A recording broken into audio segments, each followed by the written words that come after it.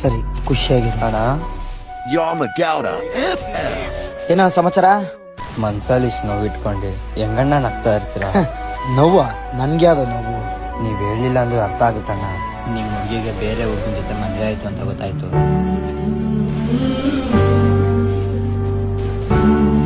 ಬೇಜಾರ್ ಮಾಡ್ಕೋಬೇಡಿ ಅಣ್ಣ, ಅವ್ರಿಗಿಂತ ಒಳ್ಳೆ ಹುಡುಗಿ ಸಿಗ್ತಾರೆ, ಅವ್ರನ್ನೇ ಮದ್ವೆ ಆಗಿ. ಎರಡನೇ ಮದುವೆ ಆಗಕ್ಕೆ ನನ್ ಸುತ್ತ ಇಲ್ಲ ಕಣೋ. ಇನ್ನೊಂದ್ ಮದ್ವೆನಾ? ನಿಮ್ಗೆ ಆಲ್ರೆಡಿ ಮದ್ವೆ ಆಗಿದ್ಯಾ? ನನ್ಗಷ್ಟೇ ಅಲ್ಲ, ಈ ಜಗತ್ತಲ್ಲಿರೋ ಪ್ರತಿಯೊಬ್ಬರಿಗೂ ಕೂಡ ಎರಡು ಮದುವೆ ಆಗಿರುತ್ತೆ. ಒಂದು ಮಂಟಪದಲ್ಲಿ, ಇನ್ನೊಂದು ಮನಸ್ಸಲ್ಲಿ. ಒಂದು ಅಗ್ನಿ ಸಾಕ್ಷಿಯಾಗಿ, ಇನ್ನೊಂದು ಆತ್ಮಸಾಕ್ಷಿಯಾಗಿ. ಒಂದು ಜಾತಿ ಜಾತಕ ಹೊಂದಾಣಿಕೆಯಾಗಿ, ಇನ್ನೊಂದು ಮನಸ್ಸು ಗುಣ ಹೊಂದಾಣಿಕೆಯಾಗಿ.